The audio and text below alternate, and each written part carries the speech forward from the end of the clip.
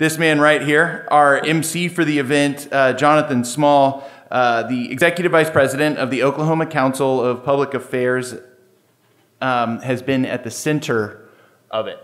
And he's been very gracious to us all for pushing the t-shirts and pushing the movement and actually helping us trend on Twitter there for a few minutes. But what he's really been is a powerful force in the movement, and his organization has been a powerful force in the movement, and they are taking heat for it. And they are largely outsiders from a lot of the donor class here because they're standing up for the principles of the free market. And so I thought it was important to both thank him for what he's done, but also to learn what has happened here and how we might be able to repeat it. And so I don't want to take too much time with me, but Jonathan, if you could talk a little bit about what happened here in Oklahoma and what you did, and then we'll kind of play it as a conversation for a little while. Great.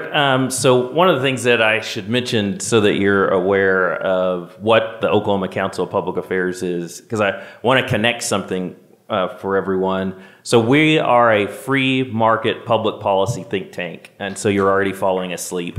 But what we do is we have this goal or this vision for Oklahoma that it would be the best place to live and that individuals would be empowered to gain the things that they and their families need and be able to pursue happiness. And so we just kind of have some key principles that we believe strongly, first and foremost, in as limited government as possible. That's the first approach we take.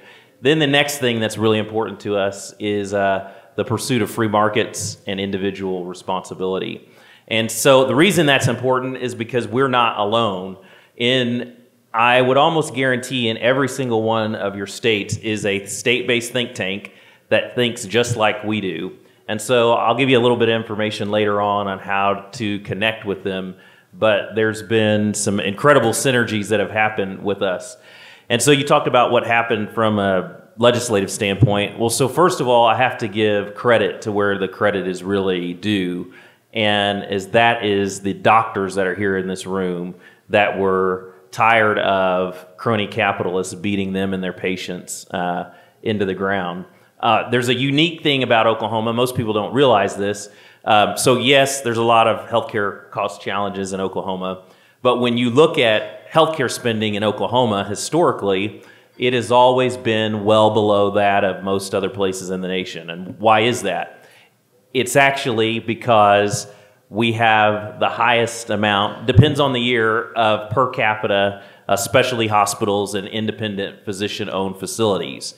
So from our organization's standpoint, when we began to look at the healthcare issue a decade ago, it made complete sense to us that the more supply that you have of doctors who own their own facilities, who are providing options for their patients, the better for the market and consumers in Oklahoma because of competition. So a lot of doctors were already tired of, their lives being run by the very large corporate interests and crony capitalists at the large hospital systems that were trying to basically penalize and squeeze doctors.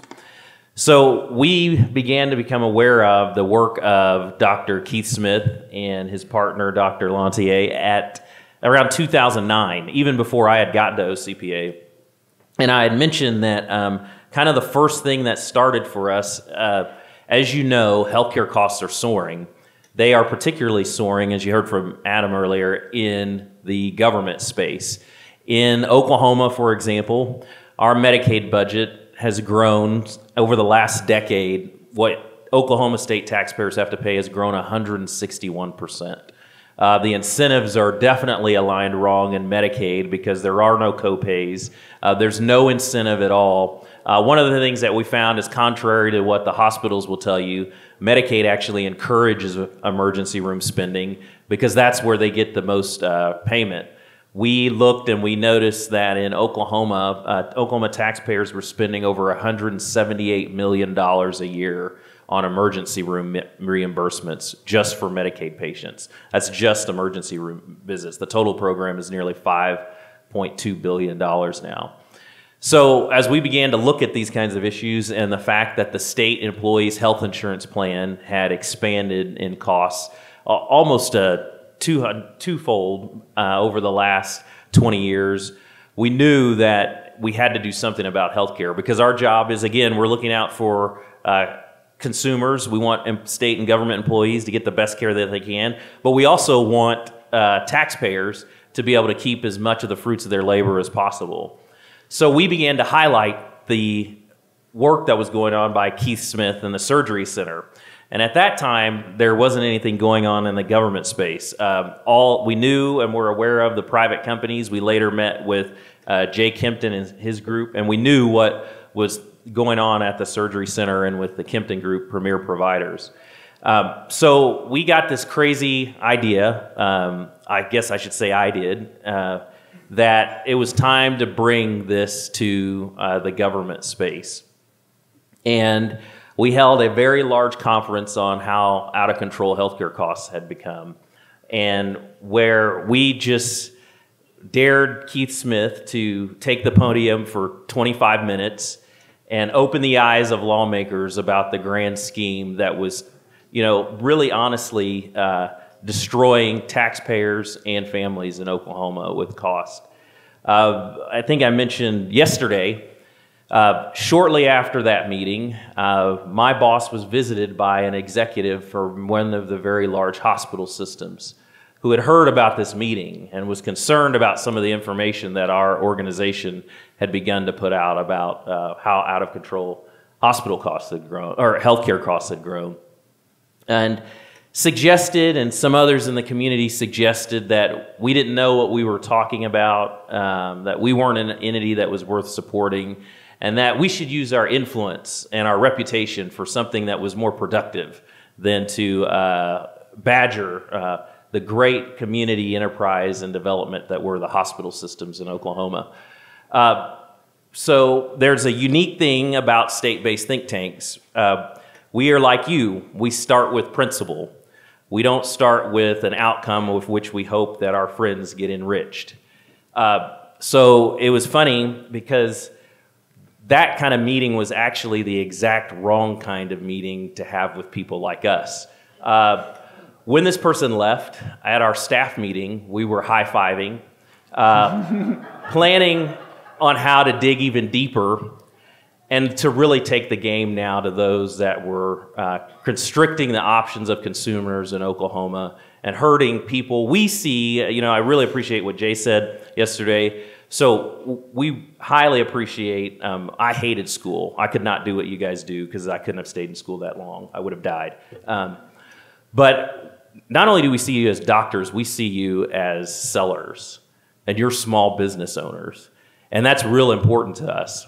And so we see when you allow a few groups to control and dictate and badger and blackmail small business owners as a problem, doctors.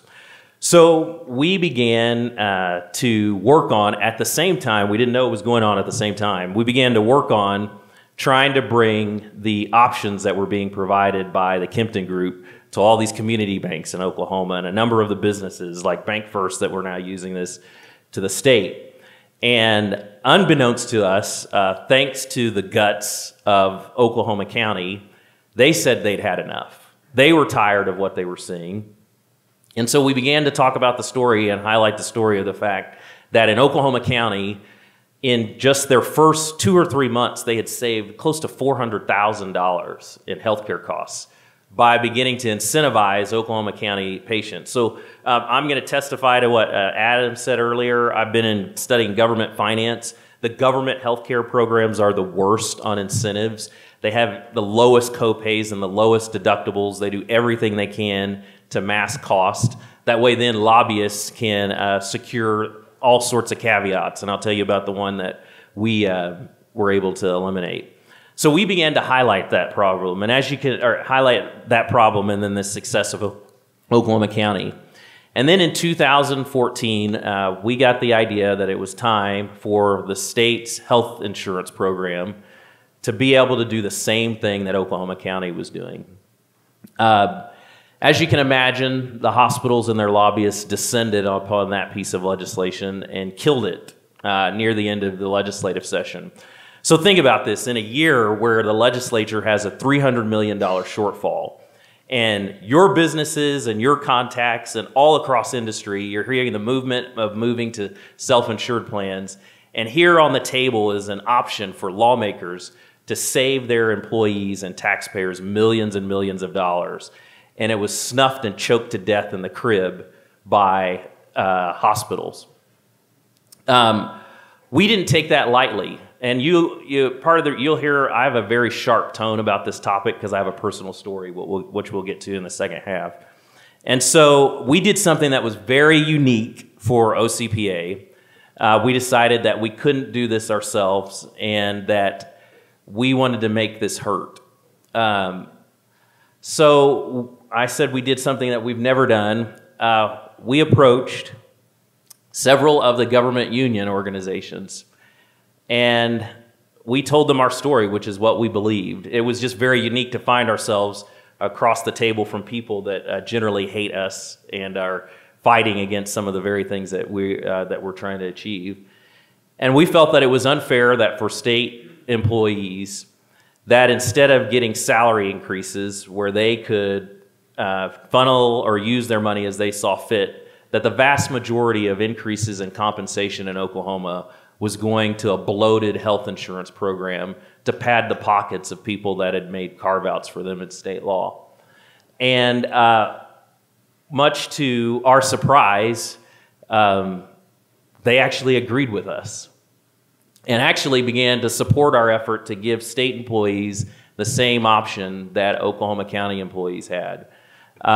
So to the end of that story, by the time we got to mid-session in 2015, there had not been one vote on final passage against that idea. And here's what had happened. So here's what was going on. As you can imagine, lobbyists 2 decades ago for these large hospital systems had figured out that the best way to help pad coffers and increase healthcare revenues for them would be to prevent the state's insurance plan from incentivizing employees based on cost.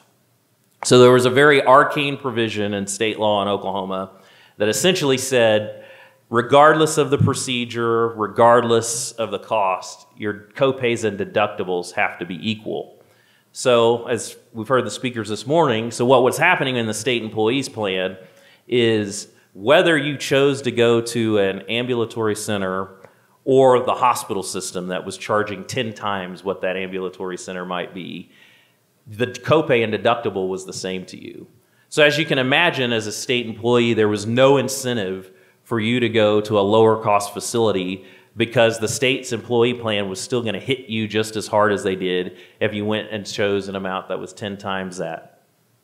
So just with one sentence, we recommended changing that statute, and our 501c4 lobbying organization pushed a bill, House Bill 1567, which said that the state was now allowed to incentivize employees and adjust copays and deductibles based on cost and performance.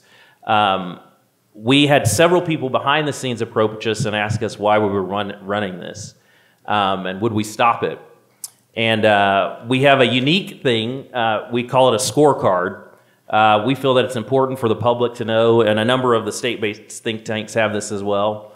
Politicians love to talk about what they're going to do for people and how they're going to help both sides of the fence and competing interests. So we want to smoke that out, if you will, and we produce a scorecard, and we inform the group that, well, this bill that was going to help teachers and state employees was now a part of OCPA's scorecard.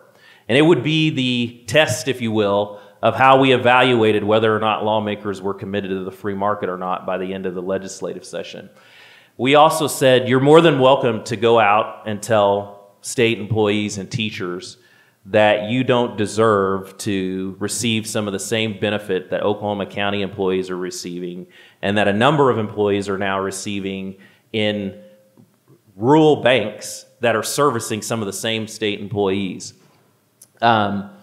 As you can imagine, they all huddled together and they determined from a PR perspective it would not have been a very good position in a down budget year to advocate that the legislature should continue to overspend on state employee health insurance plans. By the time we were done, I believe the bill passed almost unanimously out of the Senate. The governor signed it. And so now in Oklahoma, 183,000 state employees and teachers are now going to have the opportunity to be incentivized in the same way that you've heard this morning from Adam and Dr. Smith earlier and Jay Kempton. We're excited about it. As you know, government can fumble the football like no other, and so we're going to stay dedicated to make sure that this happens. It's moving now. I'm talking publicly about this because I want to put the pressure on them to make sure that they follow through. The hospitals are scared, and they should be scared, because can you imagine what it's going to do to the healthcare market in Oklahoma when 183,000 people now figure out that they can save money by going to low-cost providers? And can you imagine the pressure that it's going to put on health carriers or health insurance companies when 183,000 public servants are now telling their friends at church and at school and wherever else they play in the neighborhoods that, hey, we've got this cool program where if I choose this low-cost provider and he's 1/10 of that hospital that has 5 cranes out of it right now, we don't have a copay. And so we're excited about that. We're looking forward to that.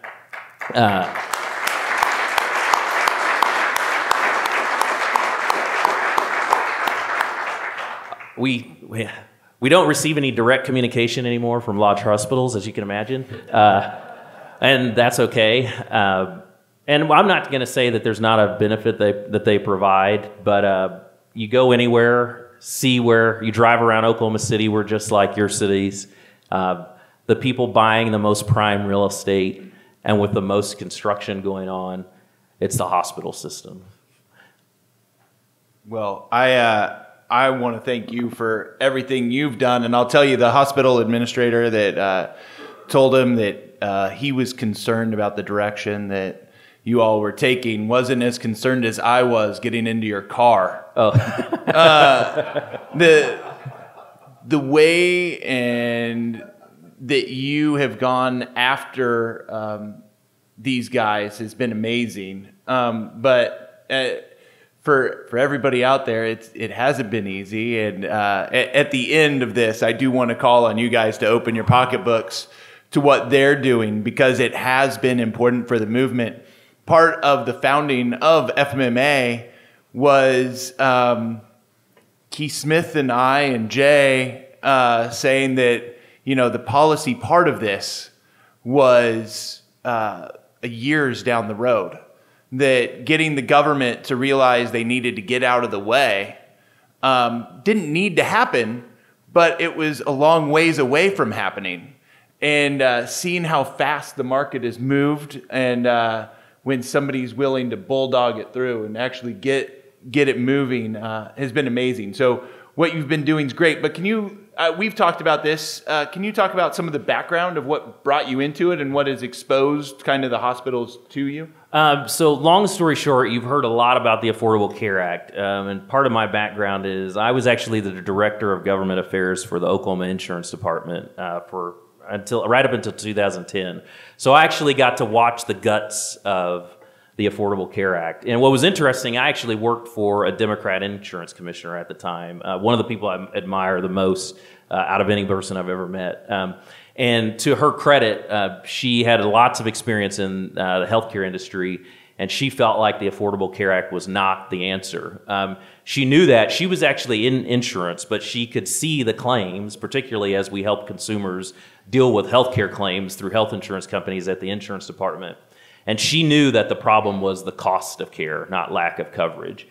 In Oklahoma, you could actually find variably reasonably priced health insurance plans before the president decided to promise us that if you like your plan, you can keep your plan, and if you like your doctor, you can keep your doctor. We all know how that worked out. So I found my family and I in a transition in between the end of 2010 and 2011. I have a good friend of mine, Roger Hicks. He's sitting right directly in the middle in front of me. He handles the healthcare plan for OCPA. And we were in a transition period. And in Oklahoma, I remember I said it has some of the lower cost healthcare. Well, one of the awesome policies that you used to be able to find in Oklahoma was child-only coverage. And you could get that from a number of companies. Well, thanks to the administration not understanding the whole concept of risk and determining that any child policy should be guaranteed issued no matter what, because that sold really well to the public, it completely shut down the child-only market in Oklahoma. Right at the same time, I was in a job transition.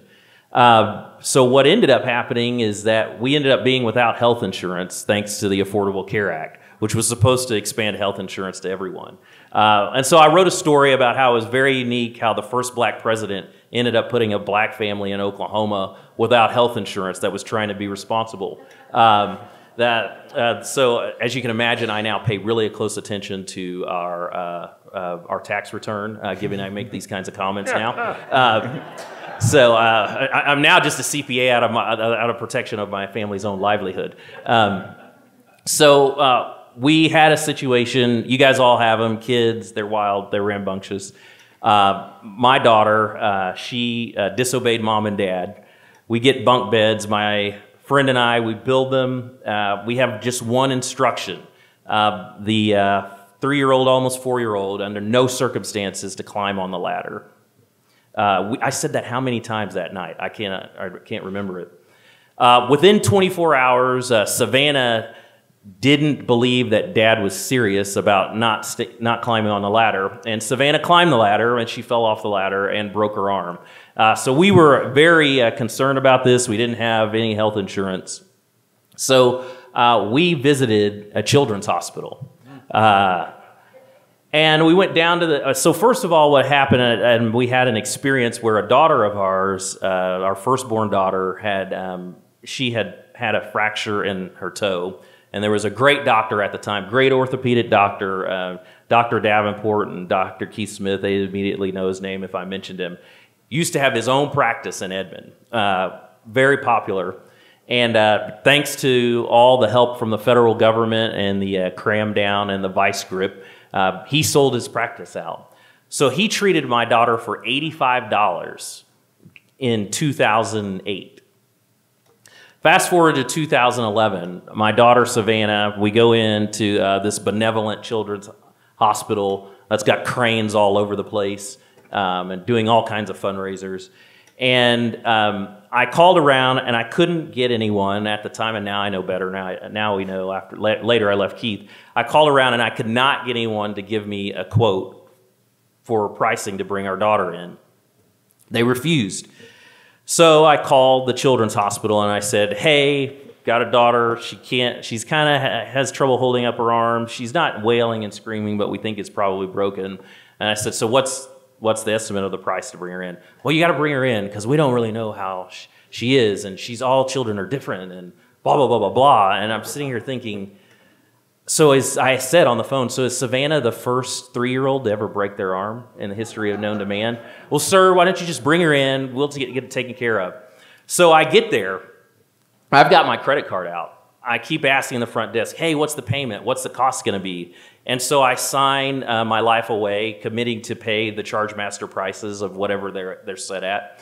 And we get to see someone.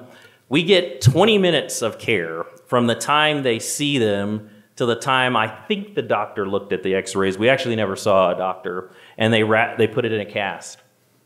And I said, okay, so you guys did that. That's 20 minutes. You know, I was a CPA. I worked at an accounting firm. I'm used to billing by the hour. So I kind of have in my mind what the price will be. I was like, you know, these guys are good. So maybe it's going to be $400 or whatever.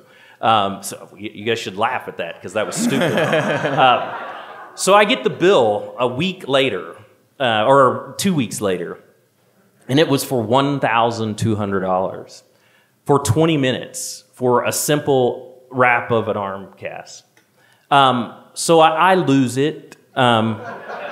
I've finished my CPA exam. I'm already really pissed off at the Obama administration because we don't have health care because of him anyway. So I call this benevolent children's hospital and I say, how is it that you guys could come up with a bill after you saw me for a broken arm, but you couldn't come up with one beforehand?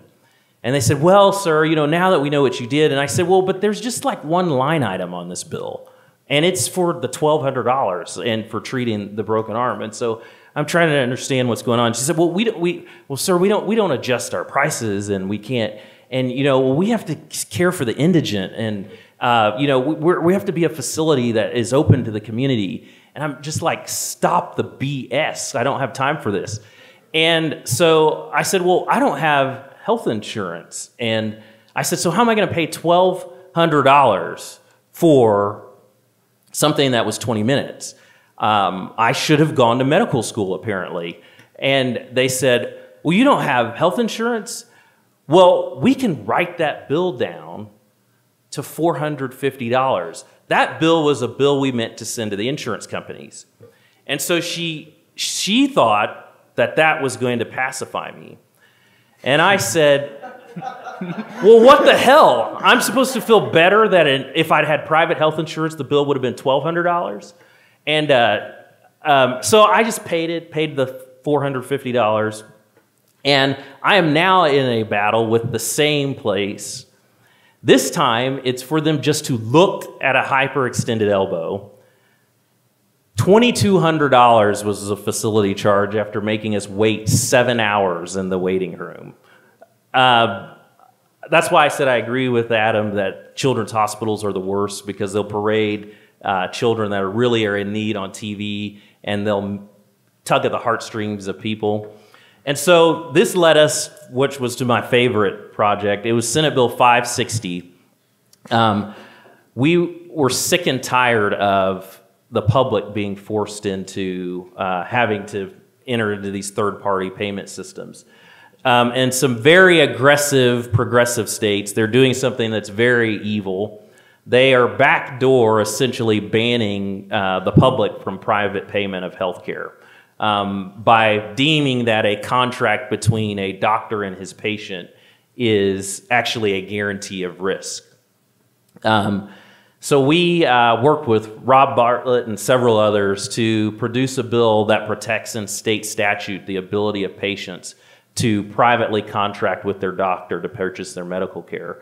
Because as we've written before, the notion that a physician-owned facility is evil is the exact same as the notion that an auto mechanic is evil if he owns his shop, or that a grocery store owner is evil if he owns the grocery store, or if a CPA is evil because he owns his accounting practice.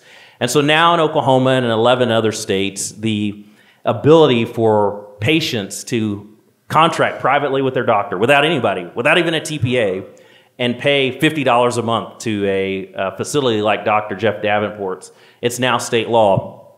I mentioned earlier the State Policy Network, and it is a group trade association of number of think tanks. Benjamin Rush Institute, they're here, they're in the crowd, they participate as well. I'd encourage you to reach out to me so that I can connect you with the state-based think tank that's in your state. They are looking for doctors who are challenging the status quo in healthcare.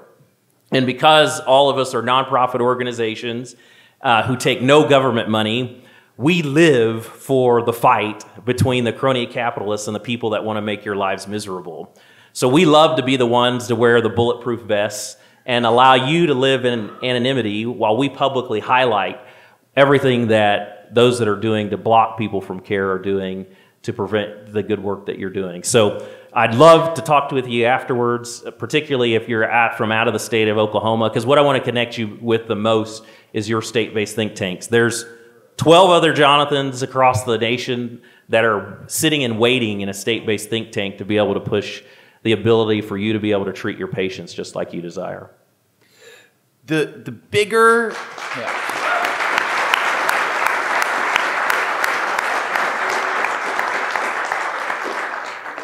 And as this room keeps getting bigger and grows larger, and there's more of us out there, and there's more people that are forcing this and making the market bigger and saving more money, when Jay Kempton talks about saving $14 million for his clients, and Keith talks about saving over $2 million for Oklahoma County, that money isn't smoke. That money is coming from these hospitals. And it's also, you know, the Oklahoma County stuff is money that can stay in taxpayers' pockets. It's money that can go to increase salaries. It makes a movement and it increases this, and it makes somebody like Jonathan's job maybe a little easier. He still has to wear a bulletproof vest because he's out in front. But we haven't talked about this much. We talked about it a little bit yesterday on certificate of need and what you were kind of thinking about. I wanted to kind of, I guess, wrap up, and maybe this is a longer discussion, but talking about what you see as the next steps in your role here. I mean, you know, I look at Oklahoma and it's out in front of everybody, and to say that what Dr. Smith was doing was going to be changing in the government, maybe the fastest and largest, would be kind of funny, but it's happening here. And so where are you looking to push next? So we think next, just like I love the example of an auto mechanic. You know, I tell people all the time, you can get a price from 10 different people. Actually, you can wear yourself out calling to get prices on quotes for tires. You know, eventually you just have to stop, and they'll all quote you, and they'll all match the price. Well, and so if they've got the expertise, there's generally no restriction on what an auto mechanic can do or what kind of car a car dealership will sell you, can sell you. Now, we want the same thing for the medical profession. The certificate of need laws, there's a lot of work that a number of state think tanks are doing. They're killing people. They're resulting in a rationing of care and driving up the cost. And it makes no sense why the Surgery Center of Oklahoma has to get permission from the state of Oklahoma and a board that is against their own interests in order to help with kidney and dialysis treatment. That's evil. So in addition to the movement of trying to protect the right for every patient in the United States of America to be able to directly pay for their care and contract with their doctor, a number of 10 of the think tanks are working on an effort to begin to repeal certificate of need laws across the United States of America, and to begin to allow doctors to be able to participate in and enjoy the same free market that others. And some of you, if there were hospital people in the room, they would have fallen out by now and had a heart attack because we just, you know, but pulling the veil off the cartel is found with the certificate of need laws. Oklahoma is, as I've mentioned, Oklahoma is one of the better states. There's really only about 4 things that are blocked. Now, there's significant things in Oklahoma, but it's nothing compared to states like North Carolina, where there's an extreme rationing going on where people are able to get medical care. And so we see in Oklahoma that certificate of need laws are the next place to go. We also see we are very much in favor of medical price transparency being forced on those that take Medicare and Medicaid payment. We think that if you're going to take the government's money, then we want to aid people that are using government vouchers for health care, whether through Medicaid or Medicare, to be aware of the prices that you're charging them and charging the public. The hospitals, as you can imagine, they picked their evil or poison, if you will, and decided to vehemently oppose the bill to require them to have to post the prices, the actual charges, and then the agreed to amounts of their top 100 procedures. That's the next way. We think that that's not necessary for people that are participating in the free market. If you've got a private practice and you're not taking Medicare or Medicaid payment, then you should be left alone. But once you begin to take the subsidy of government and you have become a part of the game of the reallocation of taxpayer dollars, then the public should be aware of what you're doing. As you can imagine, that one is not going over very well at all. But those are the 2 areas. If you are in a state, again, I would encourage you to either talk to me or go to the State Policy Network. If you search the State Policy Network, It has the list of think tanks and by state, and so you can click through and immediately find the state-based think tank that's there. But certificate of need laws are the next frontier for us in removing the restrictions on the innovation that can happen at your facilities. Awesome. Well, I want you, as you have done, to use your influence and time to keep going after the hospital admins. And so I want to make a request for everybody here to open up your wallets, bring out your checkbook, write that check to the Oklahoma Council of Public Affairs, and on the memo line, write "Attention Hospital Admins," and then slip it in Jonathan's pocket a little later today and help him in this fight. It's a big deal when you take on those guys. Those are a lot of the donors to a think tank like Jonathan's, and it's a hit for him to put himself out there and take on these guys. So again, I want to thank you for everything you're doing and everything that the think tank's doing.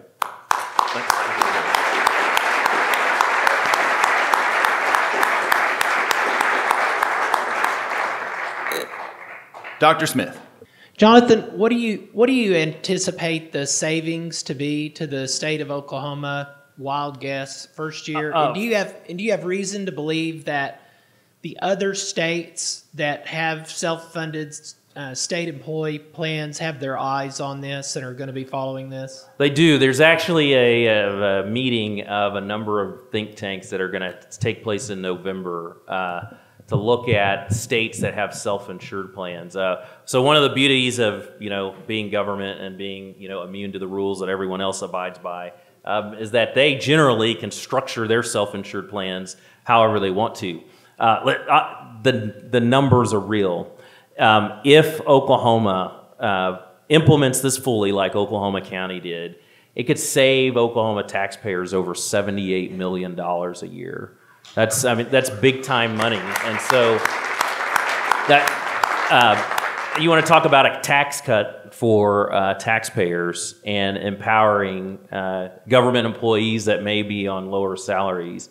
And so that was why the hospitals fought it so hard, because if the largest self-insured plan in Oklahoma rips off the Band-Aid and takes the veil off of all of the upcharging on pricing, then no private sector company anymore can argue to their shareholders that they should continue to play the game. If the state is willing enough to do something that makes common sense on pricing, why on earth would my private business not do it? And so that's what we think is exciting about the opportunity that's there and why we continue to move it. We're not in Ohio where you are in Oklahoma, but we're trying to get there and the numbers are growing. But here's the problem. The State Department of Insurance in Ohio, I think, is owned by the insurance companies. And let me just give you an example. There's a concept in the physician in this room, every one of them is familiar with it. It's called prior authorization. What that means is that before you can do a test that you feel is in your patient's interest, I could give you an example, but I won't for the moment, it has to be authorized by a surrogate that the insurance company has hired. Now, Jay was talking about TPAs last night. These organizations, as I understand it, and I'm on the Medicare Advisory Committee, who represent the Medicare Advantage programs, are supposed to handle them as Medicare handles them. And yet, we're refused prior authorization on many requests for diagnostic or therapeutic treatments for Medicare patients who are in the Medicare Advantage program.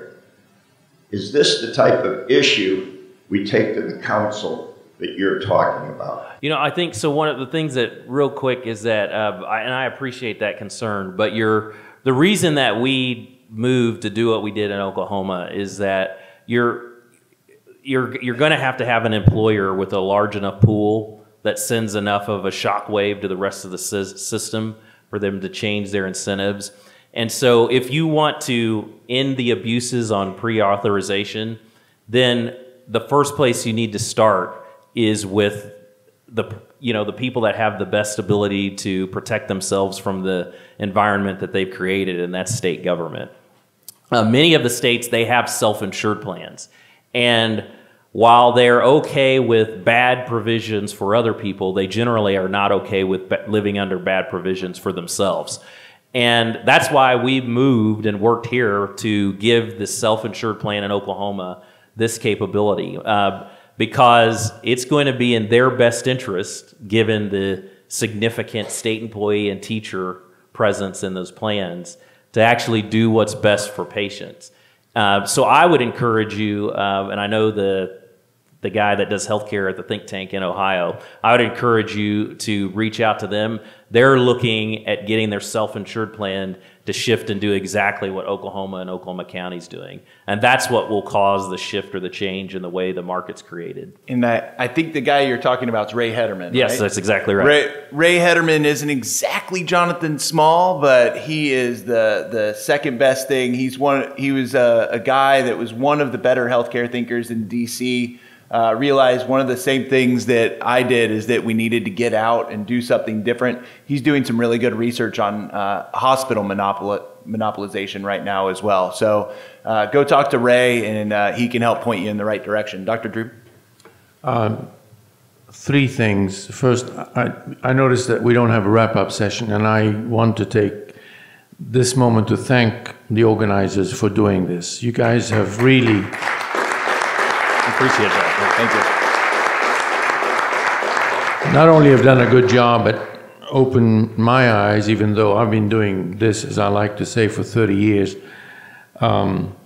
So thank you. Number two, Mr. Kelly, who's just there, you're a visionary, and I think you're right. I'm an intern, so I do take care of folks who have to go to the hospital, but not often, because as I like to say, I only go to the hospital in the middle of the night because some lady gets up to pee and breaks her hip, which is a preventable disease when you think about it, or when my pneumonia vaccine doesn't take.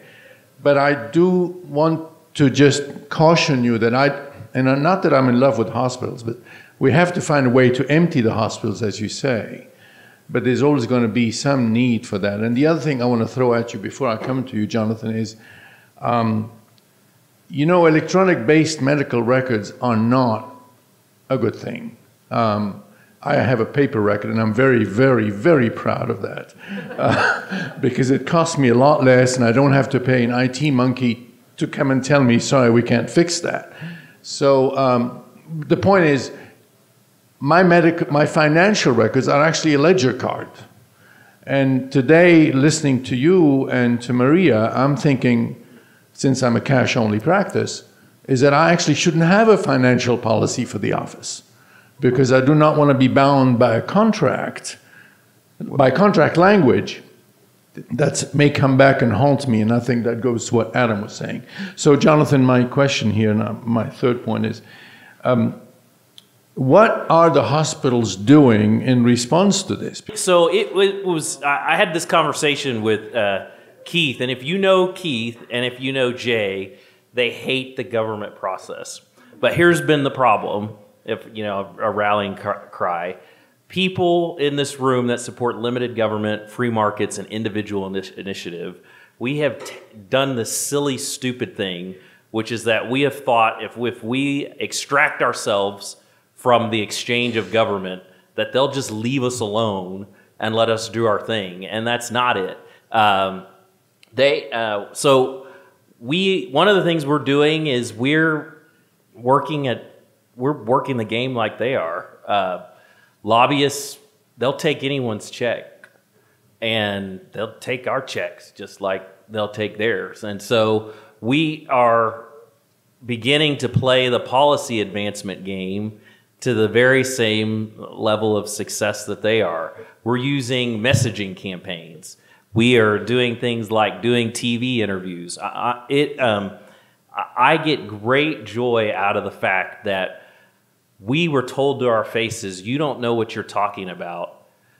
Hospitals will never post their prices online. That's arcane, that's archaic. Steve and Keith, they're just nuts and nobody's going to do that. But guess what? I know that the marketing PR for one of the largest hospitals told them, you can't keep getting on TV telling people that they can't find out the price of something online because they can do it for everything else.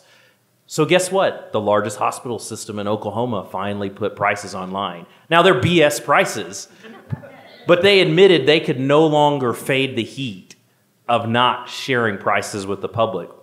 The big thing that the hospitals are doing, the number one thing that they're doing across the country is they're realizing that if they just fight the game in the urban centers that they're going to lose. Because, you know, when people can get a car through Uber and do all of those things, the public won't put up for it. What they're doing, though, is they're buying rural hospitals. And then they're taking on the, and so then they buy a rural hospital, they make that rural hospital take on their charging and pricing structure. Then magically they report all this BS uncompensated care. And then they go to the legislature and they say, well, but, you know, yeah, I mean, Oklahoma City and Tulsa's hospitals, they have tons of profits. But we use that profits to offset the feeder systems. I mean, I'm sorry, the community development systems that we're funding in local rural areas. So across the country, the number one thing that they're doing is they're gobbling up as many rural hospitals as they can, as possible. And that's why the Medicaid expansion won't help rural hospitals. Because think about it, you know, you're going to have a higher percentage of people coming from urban areas that are going to be on Medicaid. So the few more able-bodied patients that you get at your rural hospital are not going to save it. It is going to create a feeder system, though, for the larger urban centers. And so that's why I think that that's why we're aggressively moving in a number of the state think tanks to advance public policy that frees up doctors and awakens them. That's why what the Benjamin Rush Institute is absolutely awesome. I had the privilege of just totally rocking the world of the Medicaid agency and the former Medicaid director at a meeting with over 100 Tulsa's medical professionals. I am telling millennials that hospitals want them to be their slave and their employee. Did you get $200,000 in debt to be somebody else's slave and employee and to be told what to do? And most of them are looking at me and saying, yeah, you're right, I didn't do that. So do you want a government that can't balance its books to be what you have to rely on to get reimbursement? So I think that that's the number one thing that we've got to watch for and highlight that I had this discussion with someone just this week. They are buying rural hospitals purely so that they can offset the losses against the massive profits that they're having in urban centers. And just like what Jay mentioned, do you think that they're going to allow somebody to use that equipment at that facility if that rural hospital sells off I-40? No. They're going to give them a referral and they're going to tell them to go to Oklahoma City or Tulsa. And so that's the story that we have to tell a lot of the rural centers, is that if they're coming for them next. Over here, and then we'll come over there. Hi, yes, I just wanted to respond to the gentleman's point about pre-authorization. One of the things as a TPA that we are required to do by the employer is determine medical necessity, which is also called pre-authorization. And so it's a very important aspect of what we do. All of our employers have stop loss, and the stop loss companies require that they have that as part of their policy. But it's really something that, if I can explain it right and articulate it properly, it can be your friend. We're the TPA that handles the county of Oklahoma. And so when we perfect medical necessity and get authorization, if we find that they're authorized to go to one of the high-cost facilities, we're redirecting them post pre-authorization to Dr. Smith and other like-minded providers. Thank you. An example of what that reauthorization did is it saved an Oklahoma County patient who needed a robotic hysterectomy from having to pay $90,000 to just $10,000. That's an example of where a prior reauthorization with someone who's your friend, a TPA that gets it, that's working for the seller and the buyer, not an intermediary, can make a huge difference. Yes? Hey, my name's Raj Burrell. I appreciate everything you guys have talked about today. I am a cardiac electrophysiologist in Dallas. I run a 70-person cardiology group. We're the largest independent cardiology practice left in the United States. About 2 years ago, I took over the group. In 2013, we were 75 cardiologists when I took over. And shortly after I took over, about 20 to 25 of them left our group to join the hospital systems. We were basically at war with the hospitals. And we lost a lot of experienced cardiologists, a lot of good cardiologists, and we've spent the last 2 years repopulating Dallas-Fort Worth with independent-minded cardiologists, giving them much the same message that you've been giving the young doctors. So now we're back up to about 70 people. And you know, our competition is the hospital-owned cardiologist groups, and the hospitals pay significantly more for their services than they do for us. Using a free market medical association mantra, you know, our group is going to move forward in the years to come to try to figure out a way to have a sustainable model. I mean, I'm fortunate that the guys that we've replaced the older guys with are very aggressive and doing a great job. We've actually been able to replace the work that they did effectively. The title of your talk, at least it says in there, talks about the legal ramifications of hospitals taking over practices and running physician practices and what's going on in the legislature. I was wondering if you could comment about anything coming up in the future that the doctors in this audience can learn from as the independent practitioners try to fight the hospital systems, you know, tooth and nail to try to protect our practice. Well, so one of the great things that the think tank is doing, so you need to talk to the Texas Public Policy Foundation. They're our sister organization. John Davidson is their director of healthcare policy studies. So one of the things that the think tanks are beginning to do in mass is begin to write stories about the massive consolidation that's going on in healthcare. To expose to the public what's going on, and to get the grassroots excited, and I don't mean excited in a joyous way, but excited in an angry way and stirred to action about what's going on, about just what you talked about, and the amounts of dollars that are being spent to acquire these practices. Part of what's going on is these hospitals are going to, I mean, I know what happened to that orthopedic doctor. I've been told since what happened to him. He got offered a ridiculous amount of money.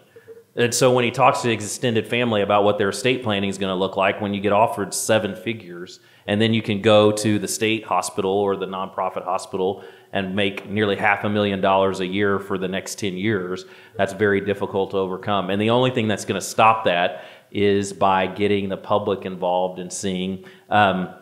It's been, so one of the unique things is, although liberal reporters have been reluctant to talk about the bad components of the Affordable Care Act, one of the things they have been willing to talk about is what's going on with the cost of care. And so that's what I would recommend. What the problem is for us, that some of what would fix this is not based in the free market. So for example, the FCC and others, they're the ones that are supposed to be looking at the consolidation that's going on. And of course they're conflicted because these guys are giving them all money. But so I really think educating the public about what's happening, highlighting what's happening. I started telling the story about the fact that we were able to go to this guy in his own facility in 2008 for $85. But then we're getting these stupid facility charges now in 2011 for the same exact level of care, and showing the public that it's the same facility, same doctor, but because the name on it is now the big hospital system, there's this now franchising tag, which provides no value. And so that's what I think is the most important thing, is either, if you're, depending on who you are and where you are and what your business interests are, if you think you're in a position where you can't stand up and say some of the things that you know that are going on, I encourage you to give what you know that's going on to the state-based think tanks. And they'll write about it, because that's what they exist to do, is to highlight to the public what's going on. All right, we have another question. I'm John Flo. I'm a second-year medical student here with the Benjamin Rush Institute. So thank you for speaking.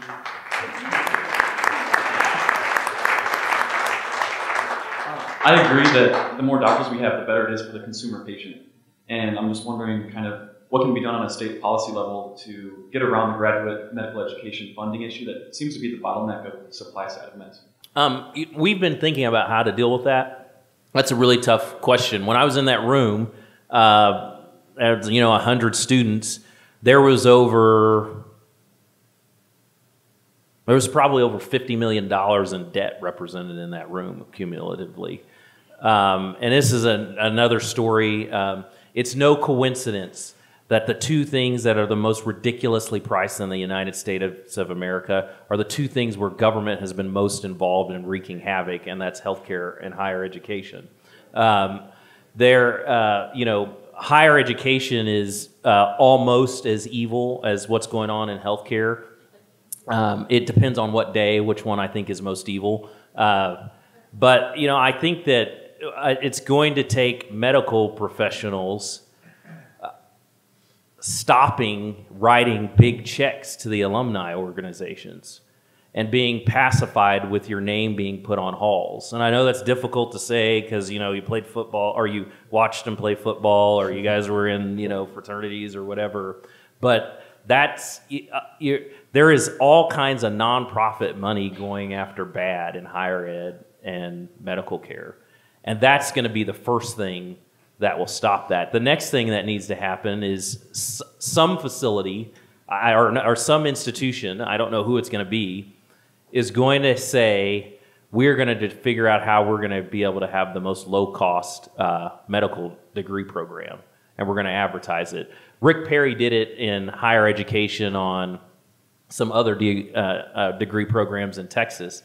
But that's what we're really going to have to see to really able to open the door. I don't want people that don't work hard in medical school, but what I also don't want is an incentive right now that weights doctors and students like yourself to being employed because you've got $300,000 worth of debt. And so the first thing you're thinking about is, I just need a check to pay off this debt. And so that's what we're going to have to see. Some university president, who knows, maybe it could be Mitch Daniels. Mitch Daniels is really shaking up the higher ed world in Indiana.